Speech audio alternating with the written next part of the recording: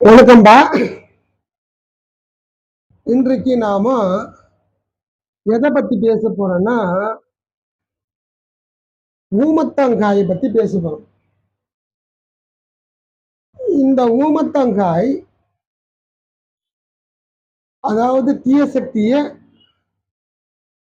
அறுவே அறுத்து எடுத்துரும். இந்த ஊமத்தங்காய உள்ள இருக்கிற விதையெல்லாம் எடுத்துட்டு, இதுல இந்த நல்லெண்ணெயை ஊற்றி இரவு வேளையில அதாவது தீபம் போட்டால் அவ்வளவு தீய சக்தி வெளியேறிடும். இந்த ஊமத்தங்காய நாம வீட்டு வாசப்படியில ஒரு மஞ்சள் நூலால கட்டி தொங்க விட்டாலா அவ்வளோ நன்மை. இந்த ஊமத்தங்காய நாம ஒரு வியாபாரம் செய்கிறோம், அந்த இடத்துல இது பாதியாக அறுத்து 2 பக்கமும் தூக்கி வீசி எறிந்து விட்டால் அந்த வியாபாரம் கந்திருஷ்டி எல்லாம் சரியாயிடும்.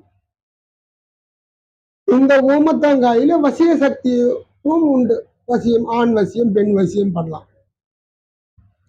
இந்த ஊமத்தங்காயில உள்ள இருக்கிற விதையெல்லாம் எடுத்துட்டு இதோட நாட்டு மருந்து கடையில் உள்ள மூலிகை பொடிகளை இது உள்ள அடைத்து மஞ்சள் நூலால் சுத்தி இது ஒரு பூமியில புதைத்து வைத்து ஒவ்வொரு வாரம் கழித்து இதை எடுத்து இதுக்கு மந்திர உபதேசம் இருக்கு அப்படி சொல்லி அரைத்து அவர்களுக்கு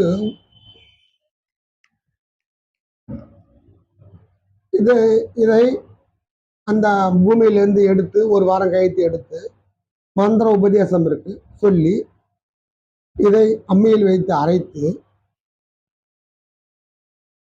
அது செய்ய வேண்டிய பக்குவத்தோடு கொடுத்தால் அவர்கள் வசியமாயிடுவார்கள். ஆனால் தவறாக பயன்படுத்தக்கூடாது. இதுவும் தவறுதான். அதாவது தவறா போறவங்களை மட்டும்தான் பண்ணணும்.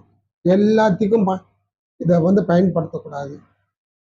என்னுடைய கணவர் வேறு பெண்ணோட போறார், என்னுடைய மனைவி வேற கணவனோட போறாங்க, அந்த மாதிரி விஷயத்துக்கு தான் பயன்படுத்தணும்.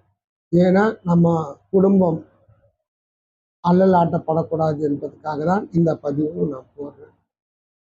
ஆகையால பக்தர்கள் நல்ல விஷயத்துக்கு என்னை தேடி அணுகுமாறு